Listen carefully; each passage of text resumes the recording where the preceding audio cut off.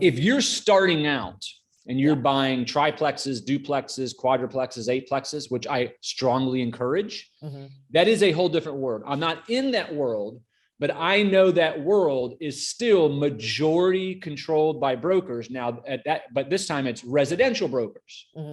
And residential brokers are hand holders, right? They're used to selling houses, and then maybe 5% of the transactions they do are a quadruplex or a duplex. And you don't have to say, I own all these units. It helps, but they're used to hand holding and they want someone who can close on it. And I think that's a great place to start. And I still think that your whole game should be finding out who those residential brokers are that do sell these apartments, because most residential brokers just concentrate on a certain type of house and that's it. And then there are the ones who do investment property and sell houses.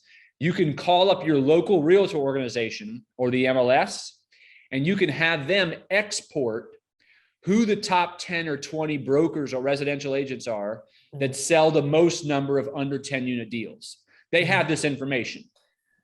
Okay. Yeah. And then that's who you want to call and start networking with, or the top 50, whatever, depending on how the size of your market is. But it still works the same. It's just the residential realtors, they're not as savvy to ask, where do you get your equity, your debt? How many units do you own? Who'd you close with? What brokers have you done transactions? What sellers have you done transactions with? What kind of renovations do you do? How many deals have you bought and sold in the last 5 years? I'm doing that because I know my seller wants it, right? Whereas people who own triplexes, quadruplexes, most of them only own 1 or 2 of those, and they were newer themselves or they inherited or whatever. So they don't know to ask those questions. So they don't care to have that information from their broker. Absolutely. Yeah. So, and also, how should you interact with brokers? So now you're in. So somehow your resume or the broker feels sorry for you that they got you in their database, they sent you some deals, right? How should you be acting in order to kind of move up, get it into broker's mind? In terms of like the deal flows, and when they have a deal, they're like, oh, so and so maybe.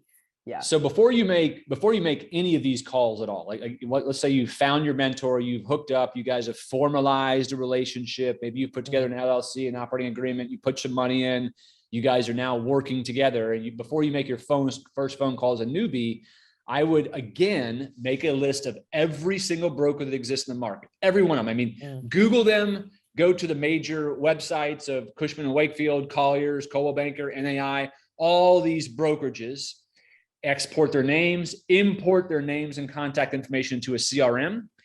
And I would research each broker thoroughly, meaning find out their social media profiles, find out what their background picture is, find out where they went to school on LinkedIn, find out who you know together on LinkedIn, export their picture and put it in your CRM so you know what they look like. Are they old, young, race and background and all this stuff? Like formulate kind of a who this person is, right? And get to know them. Find articles they've written, articles about them, deals they've sold. So that when you go to make that first phone call, you're not going to download all this information on them. They would be freaked out. Right. But your first phone call is, hey, I'm so-and-so, we own so-and-so. Here's my qualifications. By the way, when I was trying to find your contact information, I found you on LinkedIn. I see you and I know George together. Oh, let me tell you a story about George real quick, right? Yeah. Or, hey, when I was looking at your contact information, I saw on Facebook, your background picture had a Mustang GTO on it. I'm big into cars, right? Yeah. Just a little something to get in there, right? Yeah. And then as conversations progress over time, the CRM will allow you to take notes. You start learning more about each other, who your kids are, who you're married to, what you do on the weekend. And so then when you're calling, what you're trying to do is you're trying to add value to the broker. So you're telling them maybe about that closing that you did recently, or you're telling them about an amenity that works really well on your property, or you're telling them about how rents are doing in your market. Just something that gives them value. You talk about business a little bit. Hey, Beau, do you have anything that I can make an offer on? What are you working on these days? Hey, by the way, how'd your race go over the weekend? Right. So you're just trying to build relationships, not because you want something from them, but because this is going to be a 20, 30, 40 year game, right? You might as well become friends. You might as well build the kind of relationship that you want to have for the next 20 to 40 years. And every good broker works on what they call their rank A customers, right? So there's like I said, there's 998 people that own all the assets in my market. I do 79% of my transactions with about 144 of them. That's my rank A people. It's the 80-20 rule, right? Yeah. So those are the people who routinely are returning my phone calls, my emails. They make good offers. They close on deals. They don't ruin their reputation. They don't retrade deals. You know, all the things that go into a good working and personal relationship. These are the folks that consistently are in my world. And I spend all my time serving those people. Now, a rank B and C person, I might be able to do a deal with, but they're not in love with me as much as I'm in love with them. Right. And the same thing, what happens with investors is, unfortunately, investors spend 80% of their time with the top 20% producing brokers. But there's another 80% of brokers who do office and retail and industrial, and then they do 3 or 4 multifamily transactions. That's why when you're building this broker list, you want to put every broker down, even the ones you don't like, even the ones you don't think you would ever have a bond with or whatever. Like, if you could imagine if there were 48 not so great productive multifamily brokers in your markets, but you called them and touched base with them every 30 to 60 days over a 5 and 10 year period, even if you don't like them and you don't jive, do you think you could produce 1 or 2 deals in a 10-year period from 48 unproductive brokers? Probably. I would think so. Okay. Yes. Yeah. If you made 7 figures from it in 20 years, was it worth having 48 times 12 months a year times 30 years? Was it worth that many hours of conversations for just $1 million? Yeah. Yeah. I think so. Yeah, definitely. I mean, what's the dollar per hour on that? It's pretty freaking high. Yeah. Yeah, definitely. And then, so for people who are already drenched in the market, this is a question for myself.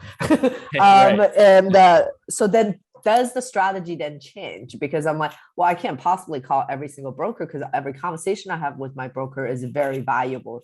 An hour with my broker is going to give me leads for 5, 6, 7, 8 deals, right? I can't close all of them, and I have to choose the ones that I like to pick. Good position, good problem to be having. So I found myself not having enough time to start working with brokers in the whole market. So that in that case, should I just work with, I know you talked about in the book, so later, should I just work with one set of broker that keeps on bringing me the deal? And then just so that happens, they're the top producers in the market? What do you think about that? Never. I mean, you should definitely keep that as a good focus. If you guys are interacting a lot and doing lots of deals, keep that relationship up. But until you, the only way you can maintain this many relationships is by making the full list, importing in your CRM. And then what you do is you're adding 3 or 4 calls per day. And what happens is over a 45 to 60 day period, you are cycling through all 60, 70, 80 brokers. Okay. If you try to call them all in a few days, that is of course overwhelming. But when I walk into my office, that's how I have my system set up, is I only have 3 to 5 calls a day. That's it. Like, I can go home, I can go play pickleball after 11 a.m. if I want, as long as I got a hold of all my investors. And I talk to my 3 to 5 guys and I built that relationship. That's my whole game. Yeah. And when you're calling them, you know, you're not going to, I mean, not all of them are going to have deals. It's not going to happen. All you're doing is you're adding value to them.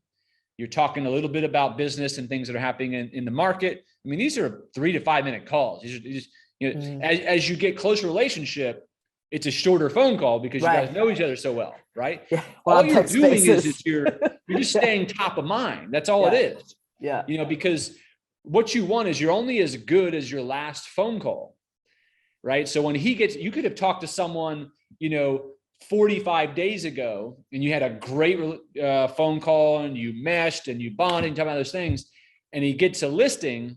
Well, the people who he's thinking about the most are the ones who have called him the most or called him most recently. Right. So that's why you have to have that cadence of every 30 to 60 days, right? And as long as you have that, I promise it's not overwhelming. If you just break it up into buy days, it's no problem. Yeah. But I think you should definitely, and listen, you can have your favorites. You should have your favorites. I have my favorites. I have 144 favorites, right? And you should have your favorite brokers, and you should spend more time in those phone calls. You may be talking to those people every 2 to 4 weeks, just organically without even having to schedule it. Yeah. But you're going to forget the other 80% if you don't make them a priority. Right. Right. And I know this because everyone, I mean, so many investors are doing what you just said, which is they're just concentrating on us guys who are the most successful. Yeah. Yeah, definitely. Yeah, I have phone calls with my broker every 3 days. That's good. That's good. Because we're on a friends basis now, right? So that's great. If your broker is giving you the best advice, he should be telling you to talk to as many brokers as possible, because you're in this for procurement. I mean, to try to rely on 1 or 2 brokers for your living is ridiculous in this market. Right. And I know that. I would love for everybody to just use me, but it's not reasonable. But there are a few people who is on your mind that just kind of left a lasting memory. So what did they do kind of like made an impression in your memory, so that among all the short memories, I have two really good recent ones that, you know, that these are folks I've done lots of deals with and lots of business with. And these are 2 situations, separate situations that just kind of, you know, sort of, they back up the type of people they are. And I'm going to tell you these 2 stories, and I don't mean them to be, hey, this is what you should do for brokers. It's more about, this is the kind of relationship that over time you want to build, because they're very fruitful back and forth, right? One of them just happened on Sunday. So on Sunday, one of the investors that I do business with called me up. They were actually on the way to a wedding. And they said, Beau, they said, this 12-unit deal just popped up on realtor.com, right? I mean, we just talked about how, you know, no deals are ever sold on the internet, right? Yeah. And so this was a little transaction I was actually trying to list for 8 years. And the sellers didn't call me, called a residential realtor who's never sold an apartment ever, as far as I could tell, but they had a good relationship. That's the power of relationship, right? And so they put on realtor.com, and this investor called me and said, this listing just popped up. And I looked up, I'm like, oh my God. I'm like, I've been after this freaking listing for 8 years. Are you kidding me? Right. And so long story short, they said, hey, we'd love for you to represent us. Like, let's turn an offer. This is on Sunday. They're on the way to wedding. Yeah. I mean, in 2 hours, we had a fully executed contract. Now, they could have easily called that broker directly, you know, said, hey, we're such and such. We'd like to turn in an offer. And it happens to be, they probably wouldn't have gotten it because they were already negotiating 2 offers. But because I had a name in that market, that broker gave me the courtesy, and he believed me when I told him that I'm working with a heavy hitter and that we're about to bring, within a couple of hours, a heavy hitter offer, and that the seller should hold off. And I was able, because of my name in the market, to tell the broker, hey, tell your seller it's Beau Beery. Okay. And so I tell you this because that buyer brought me in on a deal that I'm going to make 40 or 50 grand on, and he didn't have to do that. Right. Wonderful. Now that broker was probably going to get paid all the commission anyway. Now we're working out something between us. Gotcha. That's one thing. Right. And you know, the buyer did that for 2 reasons. Number one, he knew that because I've been in the market for so long, I could probably get them that deal. But number 2, he also knows now I owe him something. Like I want to do things for this person. And we do that anyway. I mean, I send them business a lot. Right. But like now it's just, it's even more. It's like, okay, you just did this for me. Like, I can't wait to do something for him. Right. Okay. Right. The other deal is a little more high level. So I've done 6 or 7 transactions with an investor, and he was working on a deal in Jacksonville. It's about 140 units. And when he bought it, I said, hey, man, I'd love to work on that one on the back end, because he actually happened to buy that. There was no broker involved on that one. It was a very rare deal. And so I said, man, I'd love to work. And he's like, man, you got it. He said, you know, in 2 years, when I got this done, you know, done deal. Right. So, about a year goes by, and he starts getting some offers from other brokers, like really good ones. Yeah. And he called me up and he said, Beau, he said, listen, he said, you and I talked and I was going to give you this listing. He said, but let me tell you the offer I just got on this thing. And he told me the offer, and I'm like, whoa, like, dude, you got to take that. He's like, but Beau, listen, we talked about it. I was going to give you the listing. You were going to get paid X. I want to make sure we're good. I'm like, dude, we're good. Like, you've got to take that. You always take care of me. I know we're going to do more deals together. Take that. Right. So I gave him the right advice. You should take that. Yeah. So about 45 days, I think it was 45 days later after it closed, he sends me a commission check. Oh, wow. Now, it wasn't for the full amount, he wasn't like paying double commission, but it was not a token amount. I mean, I could have bought a damn car with the check. Yeah. Okay. That's nice. And it was just out of the blue, just showed up in FedEx. I had no idea it was coming. Open it up. I'm like, what the hell is this? I read the memo. I'm like, oh my God. Yeah. Right. Yeah. Now, do you think that on every single deal that I ever list, who's one of the first human beings I ever think of? These two people, right? Because right now you just said, hey, there's these two people. I just talked about them, and they're clearly on top of your mind. And listen, this was a $15-20 million deal. So to him, to cut me that check is really nothing as a percentage. But the gesture. The gesture and what it's going to pay him back. I mean, it's already paid him back. We just did another deal together. I sold a huge deal for him. Right. We had a ton of money. And so it's stuff like that, like take care of people, right? Take care of your own people too. Take care of your staff. I mean, I've learned so much from elite investors about the way they treat their staff and their partners. Like it's incredible how they share and pass out major bonuses and great salaries to keep people and make them part of the deal. And so to lose someone phenomenal in this business is really, really painful. Right.